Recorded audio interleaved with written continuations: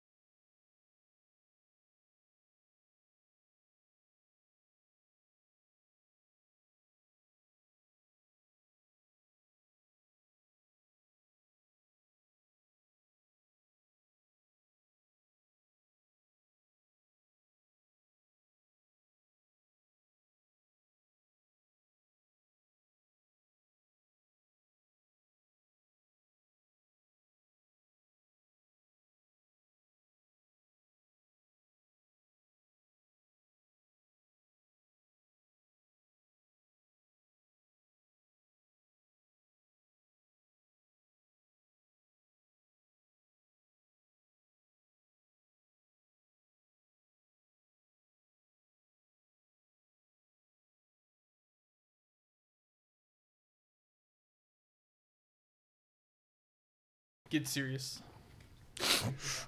Lion face, lemon face, lion face, lemon face. Alrighty.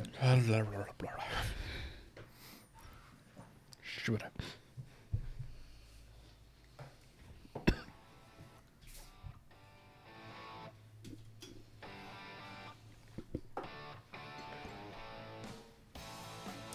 Welcome back to Come and Brew It Radio, coming to you from Texas Brewing Inc. in Haltom City, Texas.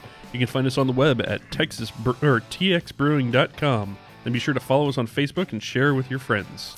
In this episode, we wanted to introduce another new segment for beginning and intermediate brewers, coming to you from the point of view of our resident Brit, not Australian, Brit, called Making Plans for Nigel. Perhaps some of you might even recognize that song reference if you're old enough. Basically, Nigel comes at us with a list of questions that he had as a beginning brewer, which is basically how he came to us in the first place. After that, if there's time, we'll also hit our 4th installment of Hop-o-Rama and maybe even some Vienna Lager talk. But before we get started, be sure to check out our Patreon account to help support the show. Every little bit counts, and if you visit patreon.com/comeandbrewiradio, we have a variety of options for you to help keep the show going, get involved, and improve it. This week, we'd like to thank Michael Murphy for his patronage. Thanks, Mike. Thanks, Mike. Woo-hoo. I'm Greg. Party on. I'm Chris. I'm Nigel. This is Adam. And I'm Eric. I'm Stubby. We got a full house tonight. We do, actually. We do. Weird. Oh, Who's we? yeah, it's a different night. Yeah. We've been drinking beers already. We had a shop meeting. So, Yeah, I had a it's shop go. meeting, and Yeah. I berated the guys for about 30, 45 minutes, you know. You're so mean. It was so nice. I know. Three of us were in tears at the end. I know. That's from the pretty beating. Tears nice. of pleasure. But there was free beer, so we'll always attend. And no pallets of stuff to stock. There you go. There you go. So what do we have tonight, Greg? I mean, can you kind of tell us basic? Well, we had some recent happenings, right? Yeah, we did have some recent happenings. The weekend before last or this past? No, it was the weekend before last, or was it Saturday? I can't remember. It was I'm November lost the on 11th. days these days. Op Bravo Yeah, came November in. the And 11th. the results came in, and we had one winner from Shane Ewald. He won the Hero's Choice, and you're going to find his War Machine, a espresso oatmeal stout, on our shelves at some point in the near future. So if you guys want to keep helping support the local heroes, there's one for you. Plus, we also had James Trimble, one of the shop employees. He's a fireman. He counts as a local hero as well. He won, what was it, Nigel? He got 3rd place in People's Choice and 3rd place in overall with his Kentucky Common. Kentucky Common. Kentucky. Kentucky. Kentucky. Yes. Yes. Okay. Thank you. So Almost Canadian. he Kentucky, Yes. right? Kentucky it. All right. Outside of that, I think that's the most recent. Can anybody else think of something other than the fact that we've got Black Friday coming up? No. We don't talk about that. Well, Stubby, did you Well, have anything you wanted to add to that? I would just say that be sure to check our emails. If you're not on our email list, go to txbrewing.com. Sign up for our email list, and you'll be getting lots of emails about all the cool deals and savings. It's a crazy time around here. We really get pummeled, and it's pretty awesome though, actually, to see all the stuff that's going out there for people brewing. So if you're not, like I said, sign up for that. And we always do some crazy deals that ordinarily would never do. So right, and then it continues on over through December for the 10 days or 12 days of Christmas. But like I'd say right now, just keep watching for that, because a lot of people who aren't getting this live, watch for it next time around. It's always going to happen. So there's always going to be some great stuff for y'all. Otherwise than that, like Nigel, we talked about this before, and he'd come in. Originally, when he first started working here, we asked him, "Hey, do you want to work here?" He said, "Sure, but I don't know a damn thing." And I've Nothing's brewed like changed. one beer, and then like he says, nothing has changed. So he has a lot of questions to ask, just Actually, to- that's how Stubby grabs all of us. yeah, sort of, yeah. We don't talk Yeah. about how he Fresh grabs meat. some. hey, come on now. Whoa. Wait, we're not talking about Jared. I swear, man, we're gonna have to. We should have had the sensitivity training tonight. I Yeah. really do believe we should have done that. Third party. You haven't HR. hired an penises. HR rep yet, so Yes, yeah. your fault. It's coming soon. Yeah, giggity. But you know, when Nigel first started, I think the main thing, he had a lot of questions for us, and we said, well, you know, come and work with us, and you're going to learn a lot of things that really fast that you're asking those questions. But not everybody can do that. So what we wanted to do was start a segment with some of the things he came in with, and that he continues to, you know, have questions on, or he's answered actually since, you know, for other homebrewers that are starters. Calling it "Making Plans for Nigel," and that's one of those songs that we actually, if we could play it right now, it's XTC. You could sing it. no. It'll be Yeah, our. no, go on, sing it. No. Making plans for Nigel. It'll be the. I said the sing. cut in between the two episodes. You know, we'll put the making plans for Nigel. We may have to do the karaoke version because I There think you go. we get the Can we get C and D letter. Or can we get whatever. the mini colored death to cover it for next As time? old as that song is, Why wouldn't XTC want to be associated with this podcast? Right? I'm just saying. They I still think they'll alive? take any airtime they can get. No, but I think this is a good point, and I think the reason that Nigel had hit us up with this episode, and I totally get it, because it really emboldens what homebrewers are lacking, or questions, general questions that guys come in and they ask all the time, and I think a lot of times people are kind of timid when it comes to asking questions at the store, and I think sometimes it's overwhelming. it's overwhelming to people, but I think at the same time people don't want, and I get this a lot too. People come in and they act like they know a lot, but they really don't. And it's just like, hey, man, you know, it's okay to not know stuff. It really is. right, You know? because that's a lot of people. Go ahead. And one of the things, I lived a lot closer to the two major competitors here in the Metroplex. I kept coming back here, even though you were the furthest away, because of the people that work here. I mean, whether it's you, Stubby, or just Nigel, Mostly Jared, Jared. everyone, definitely not Jared, but I was in the Navy as well, so I enjoyed his sense of humor. In the poop deck. But you what? No, deck, sir, deck. Deck. No, but it was because I felt like Norm from Cheers every time I walked into the store. I didn't feel like, you know, oh, it's a secret society. We make beer. I mean, I felt at home here. Did you bring beer with you when you came in? Yes. That's why. It helps. We're a sucker for beer. I Right? only look dumb. Yeah, I kind of made the same mistake. You know, kept bringing beer in, and they kept telling me how to improve it. And, you know, I a sponge for knowledge as much as you can be, and you try and pick up different things as you go. And so the questions that we got tonight, we got 8 or 9 of them. And again, it's essentially...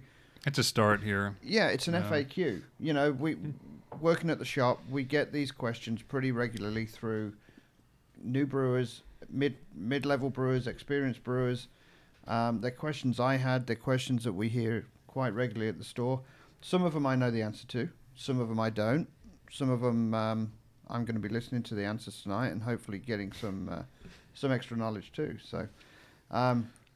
They've all probably been asked and answered on the podcast in the 101 episodes so far.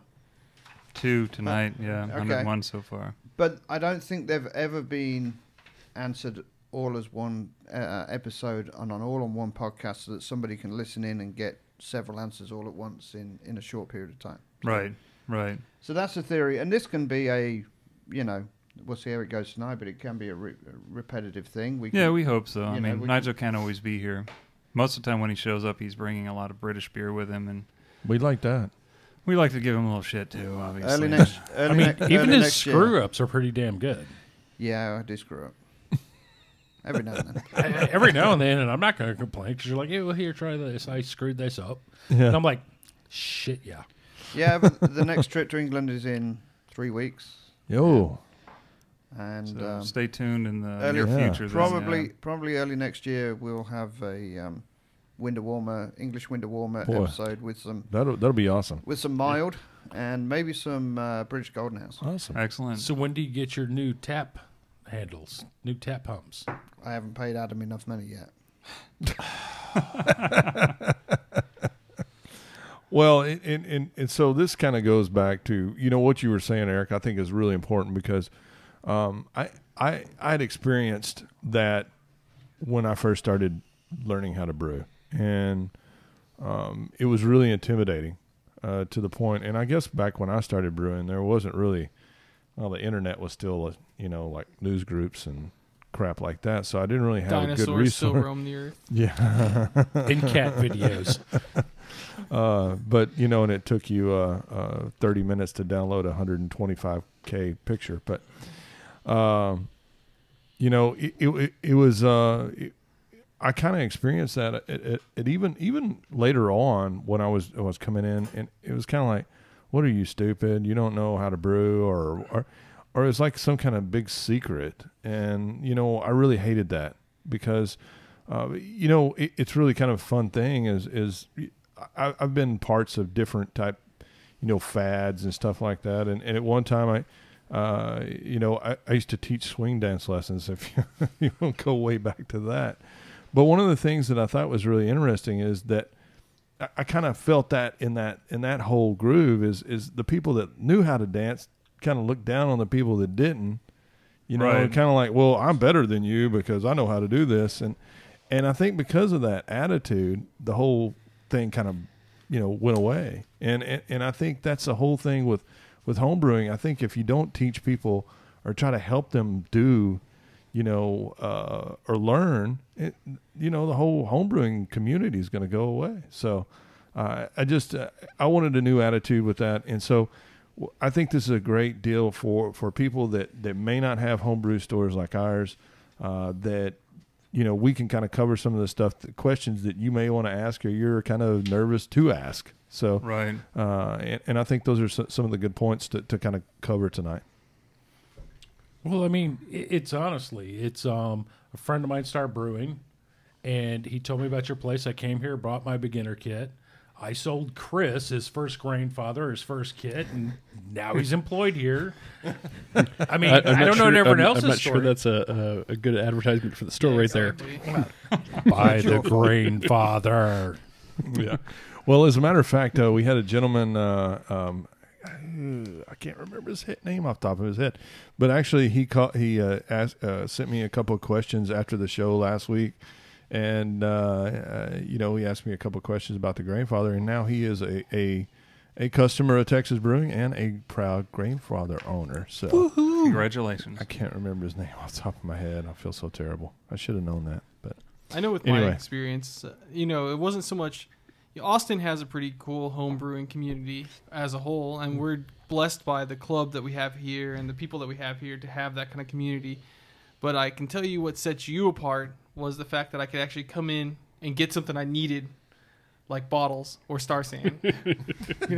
Basics. So that was the first start. Was like the big thing. Unfortunately, the big thing I had an issue the most with was not being able to get what I needed at the time. So I got here. You guys are pretty cool. I was like, okay, these guys are all right. You didn't meet Jared, did you? I didn't meet Jared. Jared didn't work here at that. Well, he may have worked here at the time. Well, he was here. He may not have been working, but he was here. I mean, like Mikey. He just sat just behind like the desk for a while. So shout out Mikey. And but pretty Talking much shit while he's sitting in Mikey's chair. once they realized that I could actually brew some beer, that's when they were interested in bringing me on. no, But it was just because you brought us all the Jester King stuff. that's true too. That's it. That's totally it. Again, sucker for beer. Sucker for sucker beer. for beer. Yeah. It's like, a man to what is it? A way to a man's heart's through his stomach. So. So you don't Well, have to the- chop through it. and That's this- your rib cage. For us, it's our liver though. Oh, it's our liver. Okay. The good thing about the story here is that everybody who's come in, and don't take that as like, oh, well, we don't know something or somebody won't know an answer for you. The point is that we have an amalgam of information here. It's compiled between all of us, and like Stubby first told me when I first came here, and I was like, man, I'm not really sure, that I know enough to work here and really help you. And he was like, oh, you'll learn so much. And he's right, man. Within weeks, I had picked up so much extra info, and I'm pretty sure everybody at the table can say that tonight, that you've learned so much so fast. And it's because people ask you questions, and you need to find those answers. Yeah. And that's why we hear a lot of the same questions again and again and again. Right. And not everybody listens when we do tell them the answer, because that's another thing that goes with homebrewing and the hobby, is that you don't always understand it, or you just kind of have your own idea about how something's supposed to work, but it's not always quite right, and it takes a little bit of reassurance to really take that in, and that's sort of why we want to do more segments like this and like ask these questions and answer them. Well, and it's funny because one of the things that I really learned too is that even you go back to the most basic things, a lot of really experienced brewers sometimes go, "Whoa, I never put 2 and 2 together," but man, that makes sense. Right. So, those are things that we're going to cover tonight, and I think it's really important. I don't think that they're just basic questions, but they are questions that we get asked quite often. So, but why don't we start with Nigel? Nigel, what are the first questions that you have here on your list today? All right. So the first question I got here is, I brewed a beer a couple of days ago, and pitched the yeast. There's no airlock activity. What's going on? Should I trust that what I did is right? Should I trust? Right. Should I think what I did is wrong? Have I done something wrong? What have I done? How do I correct it? What's going on? Basically, I pitched my yeast.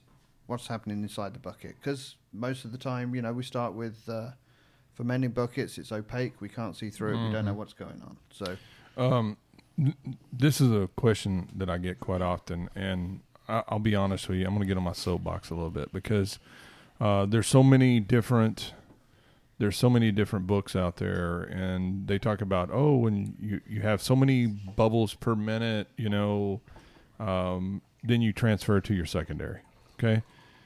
I would never, ever, ever think of that airlock as a sign True of measurement. a true measurement of any fermentation, because even after fermentation is completely done, those things can bubble. Okay. Temperatures can make those things bubble. Barometric pressure changes can even make those things bubble. I mean, it's just everything. And so I think that's a really bad indicator of fermentation. So I think that's a good point, because a lot of times people call me and they go, "Hey, Stubby, I think my beer stopped." Even beginner brewers and experienced brewers. And the first thing I'm always going to ask you is, did you take a hydrometer? Exactly. Because that's the only thing that's going to be a true way of actually knowing exactly what you're doing there, or what's going on in your beer. Because that airlock, just toss that out and forget it. Do you want to? Don't toss it out. Okay. Yeah, don't toss the airlock out. But And there's variables like batches, because I've brewed with SO5 at 50 and 55 degrees, and it worked out wonderfully. But I'm doing a batch right now, and it did nothing for 3 days. I raised the temperature to 60 degrees, and it took off like a rocket. And there was something happening in those days, beyond that. Yeah, growth phase. Yeah, and that's just slow. there are things happening every time. And it's kind of like what he said about getting the gravity out of that. You want to make sure that you do have an original gravity when you finish your brew. You need that gravity, because if you can't see that something's happening for sure, and it's a week in and you feel like nothing has happened, you didn't see any activity all the time, you sat at home, and maybe you work at home and you checked every 30 minutes and nothing was happening that you could see in all those days. I want that job. And it's one of those things where, like, well, what's the deal? And our answer is always, did you check the gravity? Because what you need to do is continually check it. If you're having that question, sanitized hydrometer and a way to check it, get it out there and find out what's happening, because it's probably done something. If it hasn't done something in 3 or 4 days, there might be some problems there. That might be where you want to pitch again, that kind of thing. But I mean, honestly, that's really where it is, because a lot could be going on in that, especially if it's a bucket. Right. It might not be going through the airlock. Maybe you've got a gap somewhere in the bucket lid or around the airlock. Crack in the airlock. Exactly. Mm-hmm. That CO2 might be escaping. You're not seeing any of it. I've had English yeast almost completely ferment in a day. Yeah. And a low gravity or beer almost done in like a day, and you didn't even see any of it. It happened overnight and in the morning, and then you checked it and you're like, wait a minute. Yeah, something what's happened? going on? Yeah. It looks clear already. What's going on? Well, and this is one of the reasons a lot of times what I do is I'll actually, we get that call a lot. Exactly. And it's, my airlock's not doing anything. It's been a day or two and nothing's going on. And the first thing initially, as a beginner, I always highly recommend that you use dry yeast. If you're using dry yeast, it's relatively fresh. I can assure you, if you're using USO5, It's viable. It's we go through hundreds and hundreds and hundreds of packs a week of that stuff, so you know it's fresh, and so you know exactly that when you're pitching that stuff, it's probably going to be good. But we still have people call us. That is one of the slower starters, though. However, with dry yeast, but you know, And there's more than one. yeah, but it's still if. Most I don't think even most people understand that most ales are completed with 1 to 3 days. So that's something to think about or consider, right? So because I think a lot of people don't even realize that.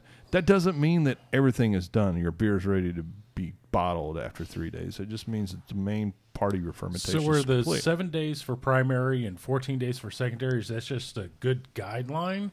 Yeah, I think so. Everybody has different guidelines, though. But Yeah, I mean, yeah. it depends on to me, it depends on you know, we have general rule for our beer kits is 1 week in the primary, 1 week in the secondary.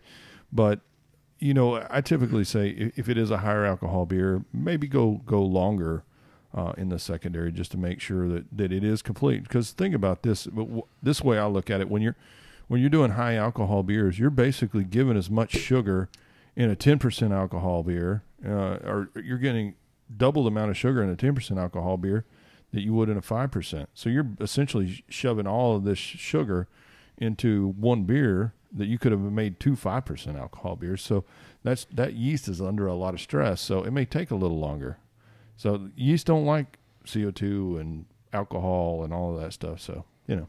And like you said, too, the first few days it could finish, but the key there is like we said, okay, if you have it a week in primary, if it's done in a day, 2 days, it still needs its time to finish what it's doing, clean up after itself and whatnot. You know, that's really what's happening there. And that's why it's the same with temperature variations and things. The cooler it is up front, the better the beer is going to be afterwards. If it gets warmer after the first few days, usually you're not going to suffer from any effects on that. And that's why we tell a lot of people when you come in, there's the swamp cooler version of things where you can just wrap a wet towel around something with a fan in the coolest room of your house.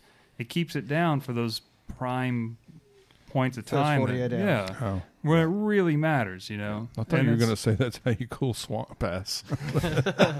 That probably works too. A nice cool towel wrapped around your junk, sitting in front of a fan. You know. Does that help fermentation? Now, I don't know if you want to sit there until it dries out, but it gets kind of crusty and You weird. might but- get some funky yeast on Yeah. Yeah, something. really. I'm single. wrong I'm with this for it. towel. Why not? Some fungi. Okay, so let's take it to the next step then. So we've taken a hydrometer reading, and it's not fully fermented out. It's not reached the suggested final gravity, or it hasn't even fermented at all. Well, that's What like next? that's 3 questions in one, Nigel. Okay. Yeah, add So you 5 gotta pounds slow of it down. sugar. Do you have three answers? So how it works? Yeah, I have 3 answers. Go for it. Okay. 1, I'm the ultimate about let it ride. So every beer that I ever do, you just kind of let it ride. Now, if it comes to about 4 days and there is no activity, I take a hydrometer reading, there's nothing going on, I would be a little concerned. I'd probably put a Yeah. really beastly yeast in there, something like some ABL, something that's going to just mow through it. Like because some of the WB06. Omega yeast.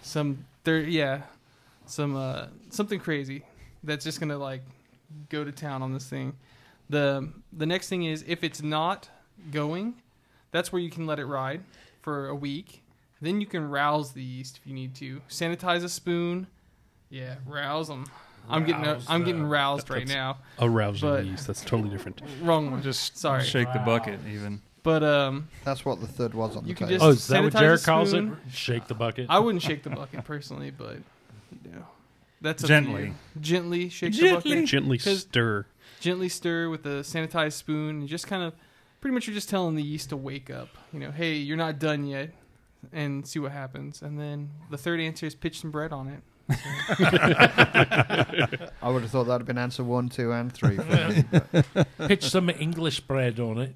Not Okay, that's a common question we get, and man, this is a really difficult question for a lot of different reasons because there's lots of different reasons of why your beer won't finish out. Number one is if you're using liquid yeast, you didn't probably pitch enough, or you didn't oxygenate, Or too warm. or yeah. But ultimately, there's so many different reasons. If you're doing all grain, there's a possibility your mash thermometer is not properly calibrated. Right. You mash too warm. There could be, if you're doing extract and you scorch your sugar, that stuff's never gonna ferment down. I mean, it's not gonna happen. A lot of the times, however, I mean, I think a lot of this can be prevented. The problem is that, unfortunately, a lot of times if your beer stalls at like 10:30 or something like that, you're pretty much screwed. I mean, it's and I don't want to say screwed. You might save 1 out of 3, Right. And a lot of it is just, yeast management, your mash temperature, Fermentation your temperature. fermentation temperature, and your make sure you're not scorching your sugar. Are Right. you leaving? I guess so. I don't know what he's doing. Yeah, I mean, there's a lot of variation there. I mean, I think the first steps would be, has the gravity changed within those first days? If it hasn't, go ahead and do that thing where you go ahead. If you were using, say, just a general ale yeast, you're making a pale ale, and it's not moved that much, go ahead and get some SO5 or something. Give it a backup. If it hasn't started by the next night, another 24 hours, something else is going on. That's another problem, Right. And like you said, if after all of that and you're still stalling out at 10:30, you start to reevaluate. Wait a minute, what else? Something else happened here. What's going Right. on with this? Like, maybe your wort was at 90 degrees when you pitched or something, or 100 degrees, and you just didn't realize that. And like you said, because it could be something to do with however you measure temperatures. Or maybe you did scorch those sugars, and it's all the reaction. You have dextrins in there that just Right. aren't going to be fermented anymore. And there's a lot of things that go that route. But first, start with just making sure that you watch the gravity and start with the yeast, and then go from there. This is something that There's multi-steps. and this is something that I found really interesting, and Kevin Lane from Fermentus told us this, and I'd never had any luck with this, but one of the common misconceptions is people come in and they go, I need some champagne yeast because my Russian Imperial Stout stalled out. Sorry, it's not going to do anything for you. And the reason being is because we found out that champagne yeast can only ferment simple sugars. So if you did scorch your sugar, or if you mash too warm, you've got too many dextrin malts in there, and it's not going to break any of that down. It can only break down monosaccharides and disaccharides, or only consume. So if you have any kind of long chain sugars, you're screwed. It can't break it down. There are some that can, like the BE256, and that stuff is a monster. So you can use that, or something, or Brett, or something like that. You can use to break it down. But that is no longer the same beer. Yeah, but It's no longer the same beers. Be a little different there. But what does Omega yeast have? Well, Omega has a lot of different yeast. So Bacterias and Bretts can all break down longer chain sugars and starches and things like that, but it just takes time. So then you're back into the waiting game no matter what. Well, if you're making an American Pale Ale, you don't want to have to resort to some drastic measure like that, because that's not going to But it's result in Adam, what and you we're want. going to talk sours. Exactly. No, and that's one of the things that kind of threw us off. I mean, I didn't realize that there's a setting on Beersmith where you can select where lactose is fermentable and not fermentable. And lactose for normal Saccharomyces is not. It won't ferment it, but bacteria can break down lactose, which is pretty crazy. So we were trying to formulate some recipes and stuff, and I was like, well, this is just not right. Why is it drying out so much? And it actually, that selection had been to So where you're trying to actually is- make a taco beer with sour cream. Outstanding! I'm in. but the It all changes when you add I don't know cheese. why you would ever put lactose in a freaking sour beer. That just seems counterintuitive to me, because I have no lactose idea. is not cheap. No. And that's just I guess I don't maybe know. just like a dextrin of some sort. Unless you're you doing know? some kind of like kefir style fermentation. Well, I imagine where the flavor milk profile would sugars- change. God, that That sounds no, awful. we're going way away from where that really starts with that whole question. But rabbit holes. Like Yeah, Yeah, well, but yeah, I there's think always that- rabbit holes. I Good think brewery. that's a question though that we get asked quite often, and I think it's a common problem.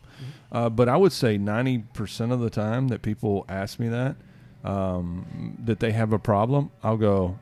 The first question I ask them is, "Okay, what yeast did you use?" "Oh, I used Y yeast, whatever," or "I used White Labs, whatever." "Okay, did you do a starter?" "No." There you go. I mean it's usually that easy. I would say 90% of the time. I'd say about 90% of the time. I'm Okay, asked it. and the other 5% of the time, oh yes, I did a starter. Did you use oxygen? No. And this is typically not a problem with 5% alcohol beers or 6% alcohol beers. Right. It's a 8 or 9 or 10 or 12% alcohol beer that people are calling on these questions. So, and you guys, if you go back to the Belgian episodes, you'll hear me harp on yeast management, oxygen, starters, all of those different things that you got to have. But this is a common question for especially new brewers. Right. So for the new brewers, it's a case of they probably haven't got temperature control. They haven't probably got an oxygenation system. They're going to pitch at 70, 72, depending on what the colder place in the house. Yeah. Yeah. So they've shaken the bucket. They've oxygenated as best as they can. They put they've pitched the yeast. There's not much else they can do, right? It's just a case of taking a hydrometer reading and waiting to see, and then if they need to pitch again, then pitch again. Yes. That's the first step, I think. And I before think anything else. I think this used to be a lot bigger problem back in the older days when When we were an English colony. dry yeast was crap, or it used to be terrible. But the quality of the dry yeast is bar none. I mean, I think it's superior to liquid yeast. Now the difference is that you don't have the selection that you have in liquid yeast, and I think that's where the difference is. But it's growing. But it is growing, and I mean, Lalaman came out this week with a bunch of bacteria. So, and a New England strain, yeah. So it's happening, and I think at some point, maybe 10, 15, 20 years down the road, I don't think we'll have liquid yeast. That's just my opinion, but we will see.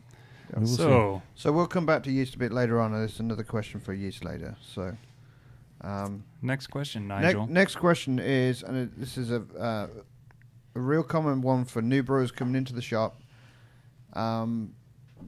They're looking around the kits and they're looking to try and see which beer they want to brew, and the question. Taco beer. And it's not taco beer. But we Definitely not ask, taco beer. one of the main questions we ask is what beers do they like commercially? They very often will want to brew a beer that they know they like. They want to be able to make sure that they can brew a drinkable beer. So they come in and they say, I want to brew my favorite beer and I want to clone it. Where do I start? What do I do? And of course, most of the time it's going to be Anchor Steam, or it's going to be Yingling, or it's going to be something. Some BMC. Yeah, it's going to be Fat some. Tire. Well, it'd be a That's a lot good easier beer. to brew a fat tire than a BMC or a Yingling or something Right, like that. just because of a the lot of lager times over they're the hour, looking right? for a lager. Yeah. And like here, we typically have to give them the unfortunate answer of, I'm sorry, but if this is your first time without all of these other avenues, you're not going to be able to make that work the way you want it to. Plus, Right. it takes a lot of practice to really nail those down the right way.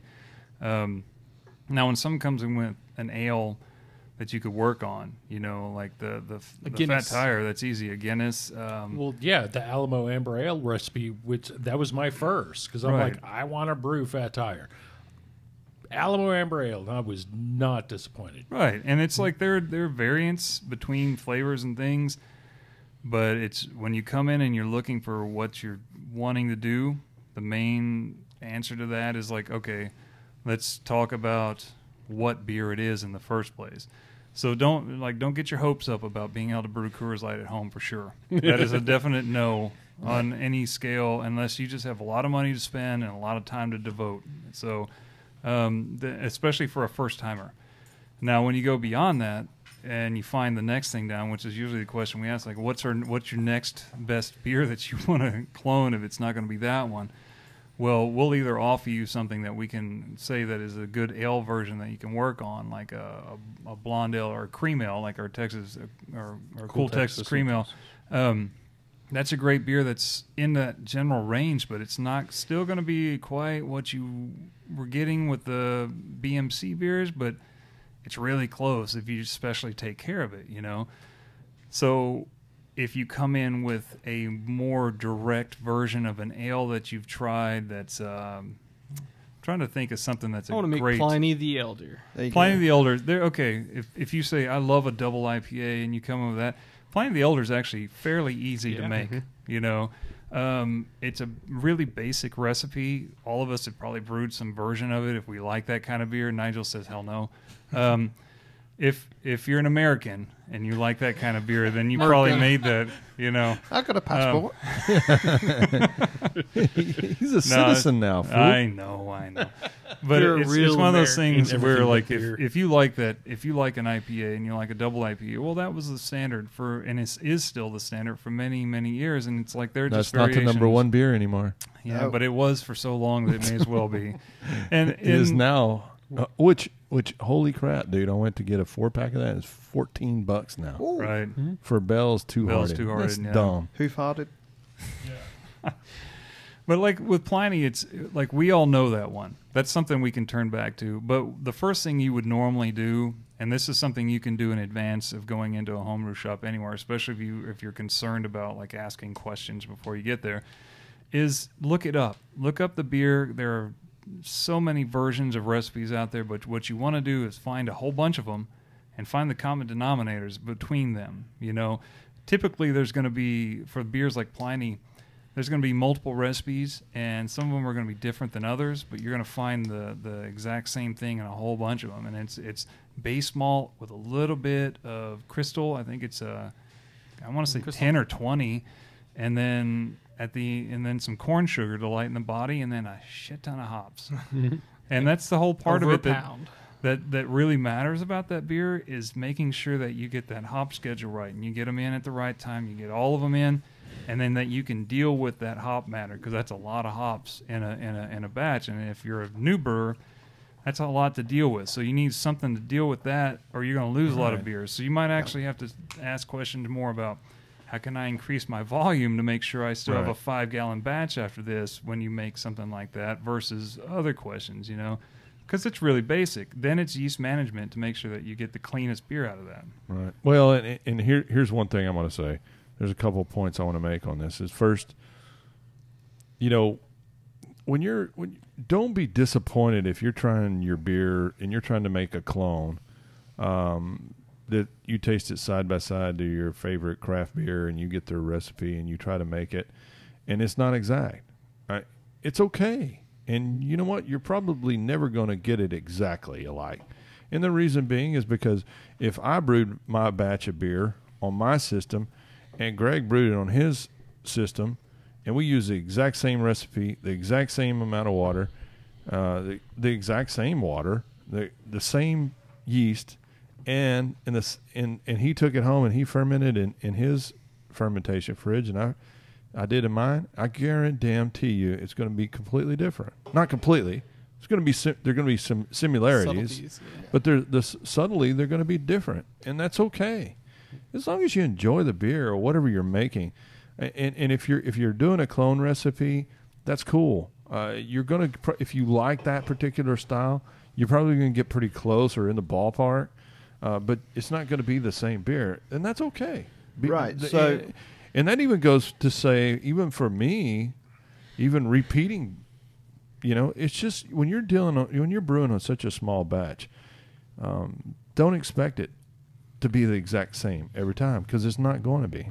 And there's lots of reasons that I could tell you why. I don't think we need to cover that today. It's a practice thing for cloning beers, truly. Yeah. It's practice. It's all practice. But it is. And you have to research and really throw a lot of different effort at that beer before you nail it, right? Well, I just think people get hung up on too much and trying to clone it rather than just getting close and enjoying what you got. And that's what I try and do now, is I try and talk customers into the style of beer, not a specific beer. Right. So if they want to brew a Newcastle, okay, let's take them down the brown ale, Northern English brown ale route, and try and emphasize to them what they're going to brew is going to be their version. It's going to be their twist on it. It's going to be their beer. It's not going to be a Newcastle. It's not going to be a regular Northern English brown. It's going to be their version of it. Right. But pretty close, probably. Pretty close. In It's range. it's along that lines. It's That gonna would be have our goal, similarities. right? Yeah, Right. similarities. Our Yeah. goal would be to make you as close as possible to it, but like our goal also is to make sure that you realize you need to research and try things. Like we mentioned Newcastle or Pliny. Newcastle is going to be a lot more even across the board for a longer period of time. If you got a Pliny and every time you've had it, it's because somebody got it to you at some point from another place at whatever time, and it took months and months. There's a reason that bottle says drink it now, you know, and if you like it at that point, the beer you made may actually meet your expectations about 4 months from now versus when you make it new. Yep. Or, you know what I'm saying? It's like there's a time frame on all those things, too. It depends on the type of style of beer, That could definitely have an effect on the flavors. Even when even when you go back to when we did the sides, I thought this was awesome. If you had the opportunity that we had, I thought was awesome when I brought back those German beers. That's good. From Germany that we could get here. And I specifically picked beers over there that I knew we could get here at home. And, man, it was insane, the difference of the flavors. I mean, they were completely two different beers. There was even the color was different on all these beers. And I think a lot of it has to do with oxidation. But I think a lot of people really get hung up on the process and they want to be they repeatability and I think and maybe that's just because I've been brewing for so long. I know it's not as important to me anymore. But there's so many different things. If you really wanted to have repeatability, you would need to know the lot analysis of each one of those malts that you're using. You'd have to have a microscope. You'd have, and it's really crazy. I mean, there's batch to batch, bag to grain. Has some variances in it, so that's okay. You know, just enjoy the beer for what it is. And like the lighter the style, the more you're going to notice it. The heavier the style, the less you might. But on a whole, do a version of something more than once, and that's what's really going to tell you whether or not you've cloned it to your standards. Right. It's going to be to your standards because it's whatever you felt like you want to look for. If you can hit it, then you're hitting it, you know. But there is one other point that I wanted to make because we were talking about this, I think, initially was recipes. How do you know which ones to trust and which ones not to trust?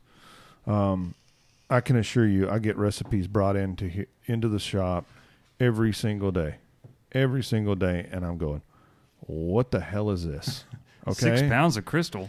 I mean, really, there is a lot of, pardon my French, a bunch of shit out on the web. Okay, and I'm truly not trying to sell my own recipes, but there is a lot of stuff out there that just because it's on the internet doesn't mean it's true. I'm sorry, but be very wary of recipes you're pulling off of message boards and brew toads and stuff like that because they may have made that beer and it may actually suck. They just didn't ever come back and tell you about it.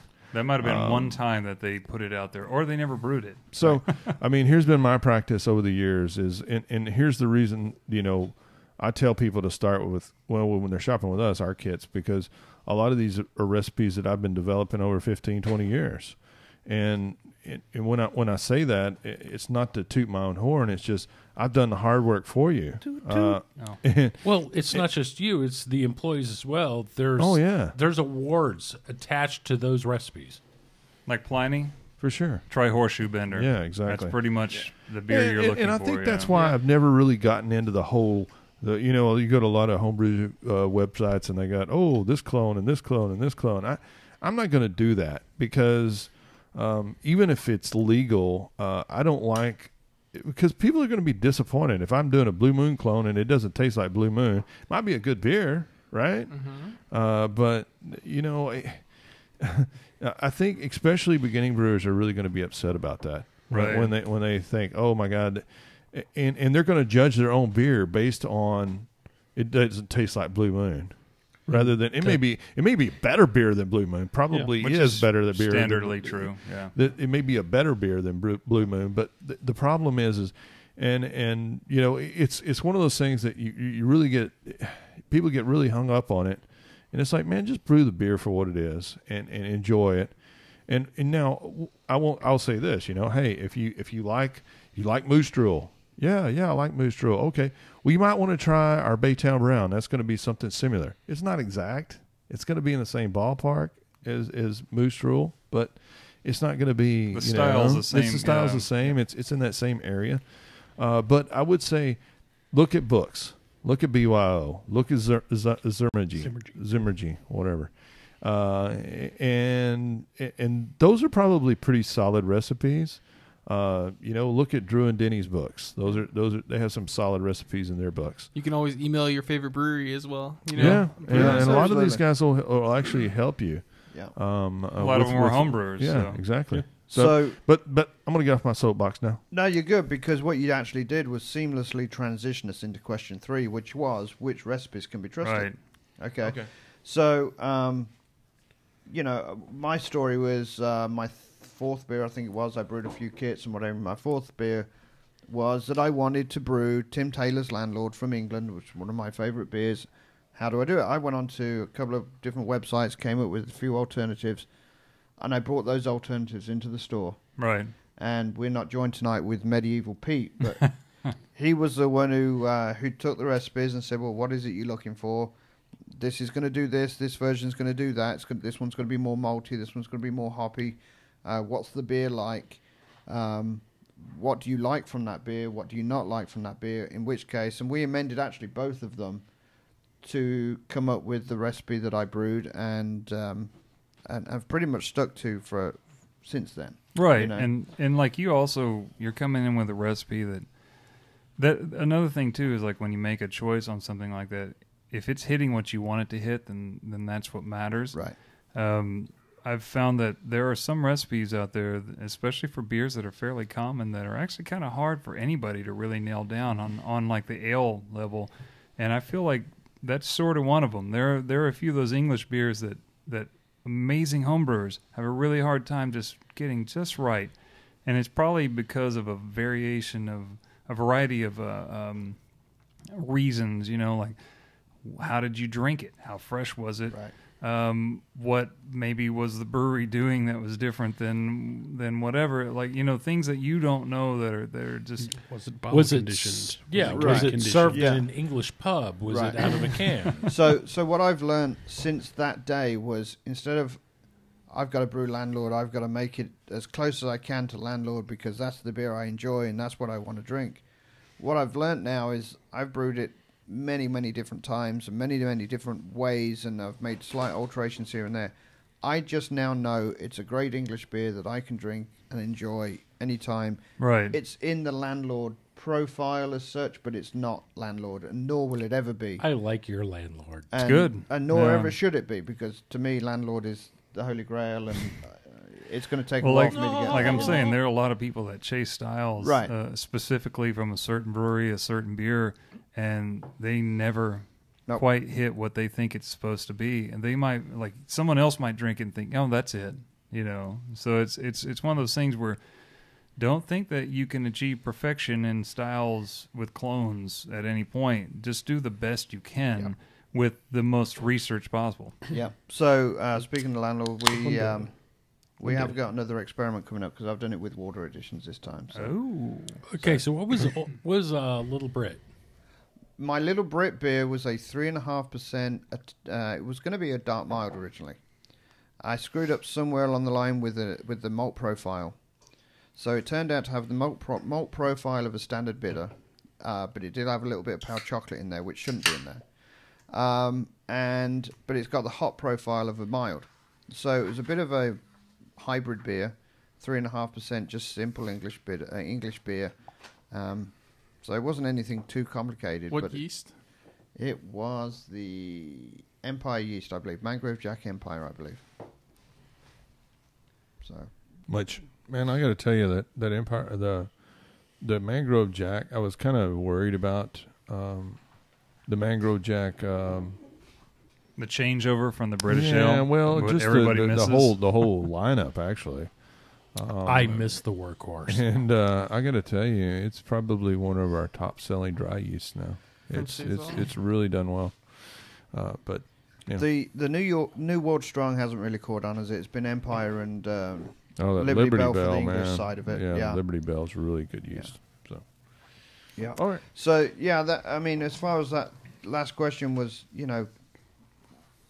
use your homebrew store, use books, use valid websites. Don't just use message boards and stuff like that, because you can't trust them. But use the AHA website, use Right. Symergy, use Definitely, BIAB, the point use all here that is sort of- gather a lot of information. Absolutely, yeah. And then Yeah. find a common theme between all of it. Yeah, and what I did with brewing when I first started putting recipes of my own together was going through several styles or several versions of that style and finding out, one, what the common denominator was, because chances are that needs to be in your beer, and then two, finding out what the optionals were and working out, and again consulting with guys at the store, what would fit best in your beer based on what you want out of it. And that's So- what you should get from a homebrew store or Right. say a homebrew club, is to be able to ask these questions to people who are experienced with whatever, various levels. Right. Because there could be a guy that hasn't brewed that much, but he just nails styles that from the beginning, and Or there's you a could reason. just call us. And that's a great point. Homebrew Club too. Yeah, I mean the store's here to help. Homebrew clubs are fantastic. Right. So And you that's get the great point, though, feedback is like, from that. like we are actually here, like what Stubby said, is that we are actually here for those questions.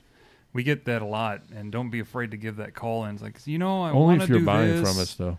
Right. No, We go do ahead. want that. mean, We want that to be seriously. the result here, guys. Yeah. The different levels of experience and expertise at this store is amazing. I mean, Right. Stubby, his father, we have professional brewers on staff, and I mean, all of them, it's just like they each give you a little bit of a different answer or the same answer, and it is just mind-blowing and how helpful it actually is. I've perfected some wonderful beers, and then I thought one was great. I brought it in, they're like, tastes like green apple. And I'm like, oh, I didn't notice that till you said it. Propane wit will go down for history. Propane wit. I'm going to do that again. Just hope I don't blow myself up. No, I think that's something that I think overall the point you should take from this is I wouldn't just go and use a recipe from let's say Homebrew Talk or something like that. That single one. That single one. If it, let's say if you get a recipe from there and you go, oh, it's London Pride or something like that, and then you go and you look, oh wow, BYO has a clone. Oh, there's a clone of this in Brewing Classic Styles or some other reputable book. You might actually take a combination of all of those recipes and make your own. Yep. That's what I've done with a lot of my recipes over And the that's years. usually the best beer in the Yeah, end, for because sure. none of them are usually quite right. And like even BYO is guessing sometimes at what they're doing. They're getting something that they're not giving up the proprietary secrets of what the beer Right. is. They're just doing the best they can to get it to that point, Right. and they're also doing it to a certain volume and a certain efficiency, and you got to Well, keep that in mind too. That was another And thing I was going to try and bring up, was that if you're doing a clone on a small scale, you're not going to be able to do it at the same rates, at the same pitching and everything else that they're doing on a large scale. Right. It's going to be close, but the scale is going to be off a little bit, which is going to change flavors. Exactly. No, that's exactly the point I was trying to make earlier, and I think a lot of times what people, especially beginners, when they're saying, "Oh, I want to clone this beer, I want to clone this beer, I want to clone this beer," they kind of look at it the opposite direction of what I would like them to look at it. I'd like them to look at it and go, "Okay, I like that beer. I want to make it better." Because ultimately, I think you can make it better than Yeah. the professionals do. Because beer is subjective. Yeah, I mean, I It think is.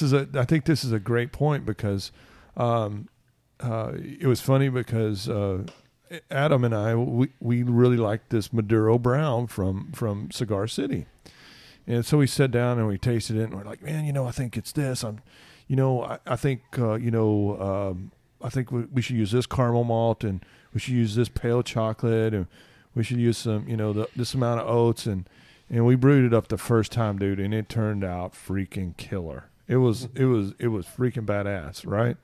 And so I think it was a week or two later, I brought some back from Florida, and we tasted them side by side. They weren't even close. Well, no, I thought they were pretty damn close, but what we decided, we liked ours better. Definitely. There you go. I remember that beer. There was a difference, but it's like y'all's was it's better. Like more, it had a lot more to it, I think. Yeah, it was a little more complex. But anyway, Adam actually after the fact added call or sent them an email, and they actually responded with percentages and what grains they used for that, and we were pretty damn close. I think the only thing that we were off on, I think we used a little darker crystal, or it was vice versa. I don't remember which I think one. we maybe used more oats as well. Yeah, and we used more oats. So, you know what we did? We said, screw it. We like this better. We're going to make this a kid. So, there you go. I mean, we were doing kid a is clone. that? That's the oat roper. Nice. Yeah. So, anyway. So, Gratuitous moving plug. forward then, and we're going to throw a little bit of curveball, we're going to go to 5 before we go to 4. If you did want to change a recipe, obviously it depends on how you want to change it. But what's the advice? It depends on which way you're going with this. Are you changing flavor profile, or are you changing size? The batch size is the same. Okay. But what it is, a customer comes in and they either want more hops, they want less hops, they want more malt, they want less malt, they want to add flavorings, they want to... Now, it's a wide open question. Yeah, there isn't a short answer for any of this. This is great. There's lots of questions. Yeah. And it's you want more hops, okay? Do you want the bitterness hops? Do you want sweet hops? Do you want aroma hops? Do you want citrus? I like some sweet. Do you want citrus? Do you know what kind of hop flavoring that you want added? Do you know what resiny? Specifically? Are you going for piney? Are you going for all these some cut grass? Because there's really those notes out there. You have to ask a lot of questions of the customer at that point. And see, there's something as a new homebrewer. What about sweetgrass? Be scared to I know get you want these the questions. sweetgrass. Oh yeah. Think about your beers, because you're going to get these questions from us because we've been doing it for a while. The devil's lettuce. We're not trying to scare you well. with these. It's basically we're trying to drill down to the best thing we can give you. And I think here I think is the best answer for this. If you brew it and you want to change it, I think the best way to do this is get involved in a homebrew club or some other experienced brewer that's going to be able to taste it and evaluate it with you, and you explain to them what you don't like and what you do like about that beer. Right. And an experienced brewer is going to be able to help you pick out or maybe change something up a little bit, whereas I wouldn't just go in and throw at it. I think if you just throw stuff, I think that's where a homebrew club, or if you have a homebrew shop that's able to do a taste your beer and evaluate it with you, is invaluable, because as a beginning brewer, I didn't know what the hell some of even the components that I was tasting. I mean, and this is not to make anybody feel stupid or dumb, but there's some people that come in and they don't know the difference between hoppy and malty, and like, oh, this is way too malty, and I'm like, no, this is really hoppy, and that's not to make them feel stupid. It's just they don't understand the taste. They're not associating the taste with those flavors and aromas. They don't have the vocabulary to describe. And so, right. And so that's where you've heard me tout this many times. Is if you have a BJCP training judge that's going to help you go through the course, I think those are invaluable, because that kind of puts a name with a face. That actually you train your palate. You go, oh, okay, that's what this tastes like. I've heard people talk about that, and it's even more than just flaws. It's like, you start to learn flavors like geraniol and, all of these different flavors that you can kind of put into perspective. Because if you just come in or you call me on the phone and you go, hey, I want to change my beer, I want to make it more hoppy. Oh, hoppy is a general term. How do you justify hoppy? Is it flavor? Is it bitter? Is it aroma? Those are all big components. Right, because you ask us that question, And that's the thing, that we don't know exactly what you mean. And that's why we will throw a lot of stuff at you all at once, because we know lots of different things that we're trying to find out what you mean, right? And I think that's pretty much the answer. It's like, ask the question, but don't be afraid. I mean, expect a lot of information to come back at you. And that's one thing I've always told people is like, I'm sorry, I know this is a lot of information. It's like, but I'm trying to help you continue to make the best thing possible every time. Because if with us, I'm pretty sure every time that's our goal, is to aim at making the best thing that you want. Because like, if you come in asking for that, and we might think that's really hard to do if this is the first time you've done it, but we want to give you the best option possible. So we're going to drill down to all those different versions of whatever you're looking for to get that beer out the best way we can. And that's a lot of information all at once, especially if you're not used to it or you don't have a concept of some of those things. I mean, Stubby, how many times have you had to say, all right, well, you say hoppy. Well, do you mean hoppy in terms of like a whole lot of big flavor at the end, or a whole lot of bitterness up front, like teeth buckling kind of, like it's enamel peeling? And that's the point I was trying to make, is that, I guess it was really interesting and fun in the fact that when I did all these BJCP training courses a long time ago. Hey, Stubby, can I interrupt 1 second? Yeah, sure. What's BJCP stand for? That's the Brew Judging Certification Program. Okay. Beer. It's beer, but you can look at it's a bjcp.org, I believe, and you can actually find different usually homebrew clubs are doing this. But the funny thing, I mean, I guess what was really interesting was when I took these courses, I started learning all these flavors, and then it kind of ruined some of the beers for me that I used to like, And, well, no, your beer palate changes once you start homebrewing. Well, it happened for me about 8 months in. It does. I've just gone through a BJCP class, and it's changed my entire outlook on beer.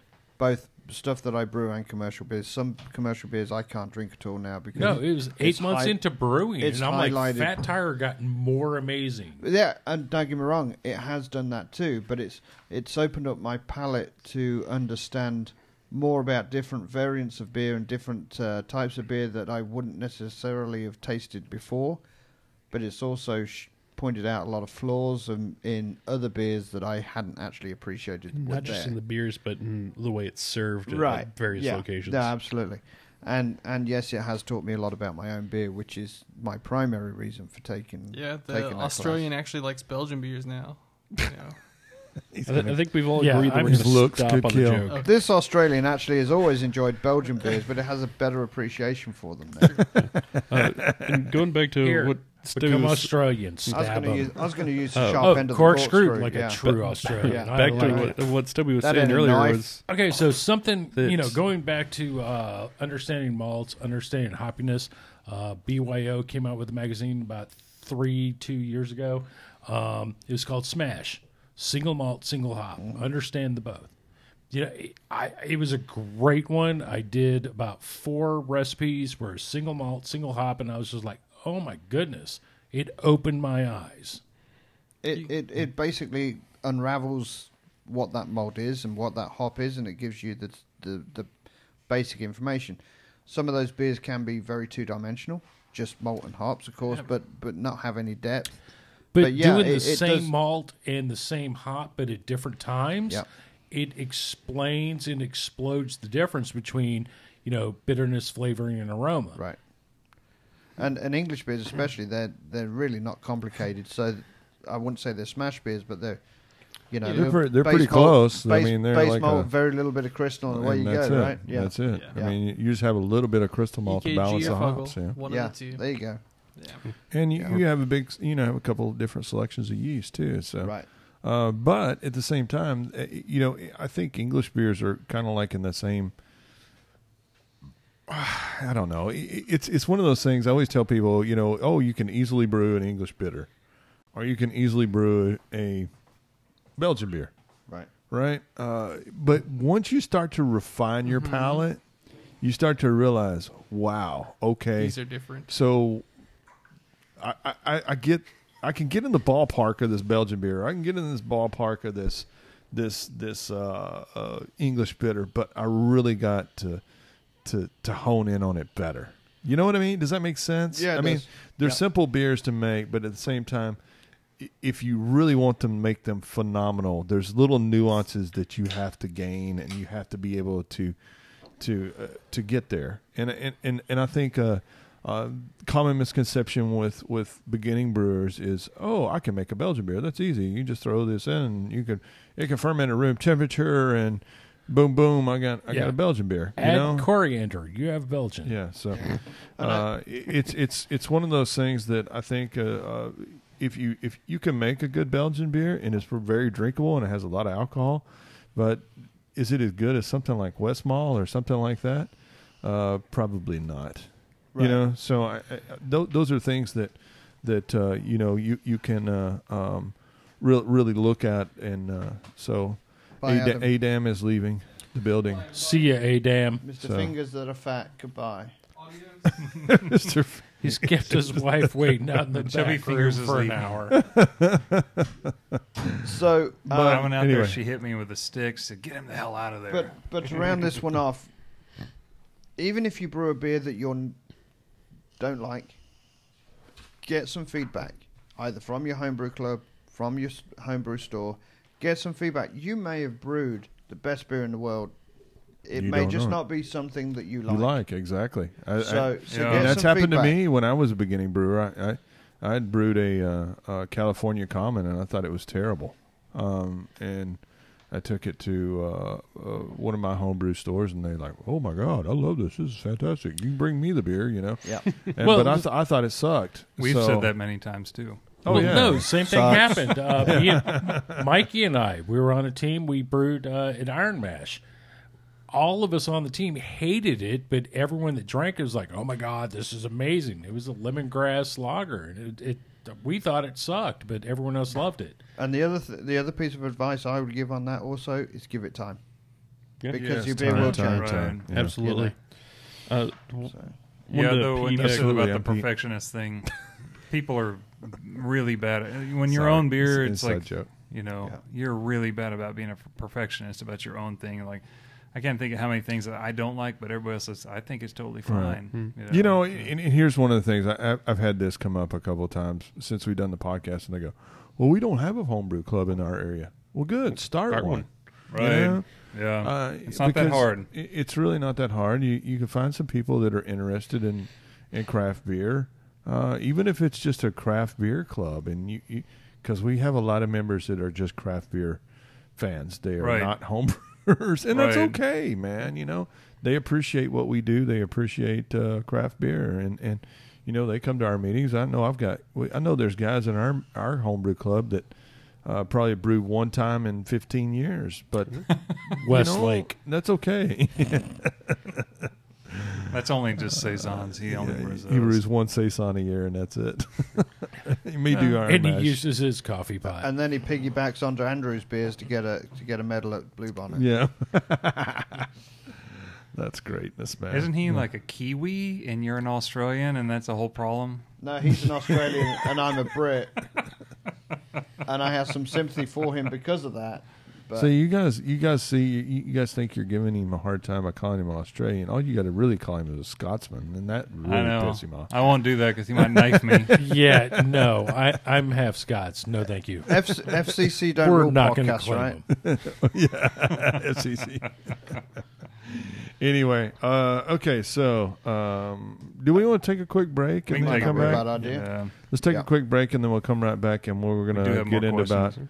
3 or 4 more other questions. But anyway, we may not even make it to the Hop-o-Rama. This is the way it goes. Yeah. All right. Thanks, guys. We'll be right back.